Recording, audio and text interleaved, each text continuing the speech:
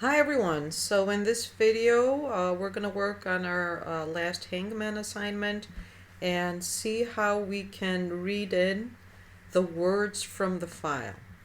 Okay, so remember that in order to read a file you need to declare a pointer to a file like this, initialize it to null, and then we need to open the file and assign the result to this pointer. So my file name is going to be words.txt and I'm going to read from the file. Now in this file, the words for your Hangman assignment are going to be one word per line. Okay, so that's the format. So here we remember to check the pointer to check if it's null. And if it is, means that the file was not able to be opened. So we need to capture this, display a message, something like the file cannot be opened, and then exit the program. So I'm going to return -1. I'm in main right now, so I can return -1.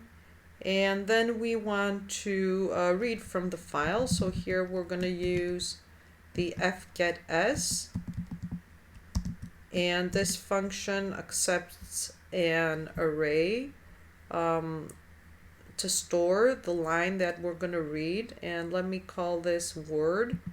So let me create an array. This is going to be fixed size, so let me assume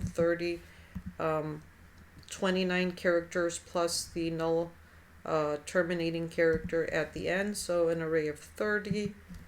So I need to pass this in, size of word, and then my file pointer as the third parameter. So I'm going to read while not equal to end of file, not equal to null.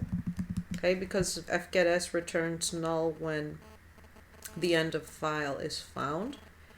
And so here I can actually test this, so I can print out to see if everything is read correctly. So let me just print out the word read.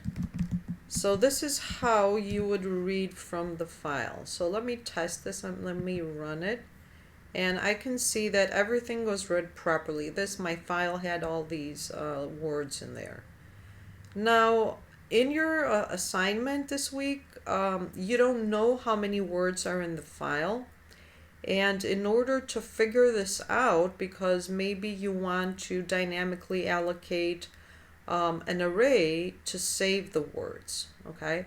So since you don't know how many words are in the file, there's an easy way to figure it out. You can read the file once. I forgot to close the file here.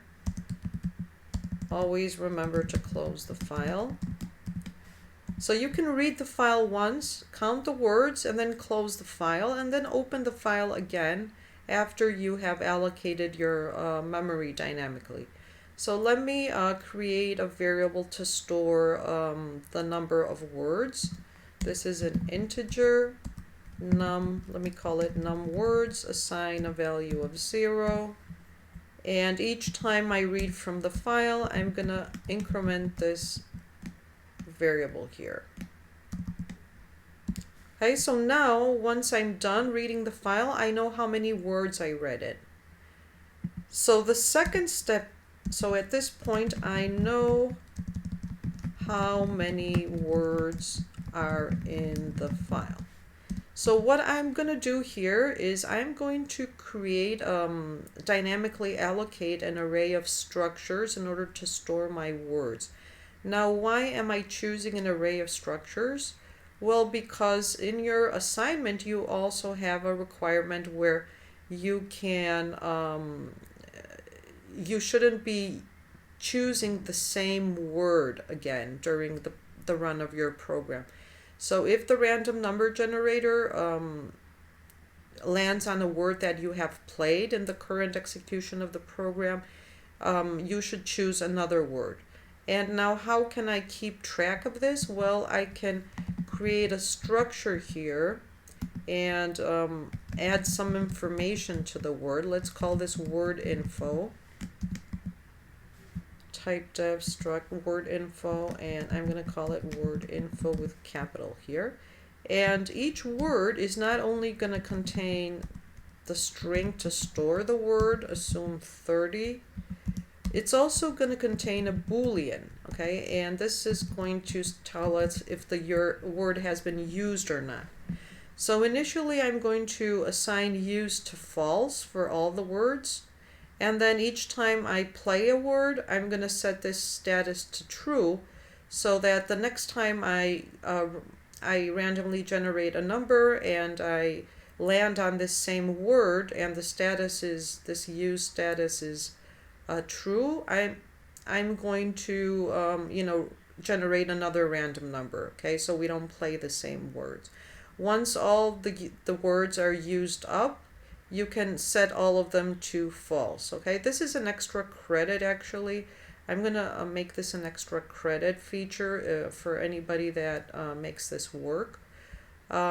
So for now though, I'm going to create a structure. You're going to see that it's going to make this a lot easier instead of using an array of strings to manage anyway. So I know how many words are in the file, so let me dynamically allocate my array of structures. So I need a pointer to this structure. So word info star, let's call this word array, and initialize this to null. And then we use malloc, word array is equal to word info star, so we're casting the pointer here of malloc, and then malloc we want to allocate, the size is going to be the size of word info of each of the elements times the number of words. Okay, so this is going to allocate enough memory to store my words. And then, so I have the memory. Of course, I need to check the pointer. So I need to check if not word array. So this means that if word array is null, I'm going to print something like, let me copy this here, not enough memory, okay? Because we always need to check the return of the malloc. Not enough memory. And let's return -2. So word array, assume it's okay at this point. So what I'm going to do again, I'm going to open the file once more. So let me copy the code here.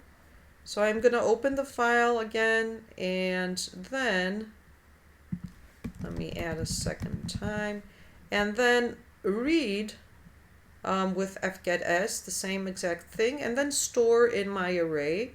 So in order to store in my array, I also would need a counter variable, okay? So let me create a counter variable.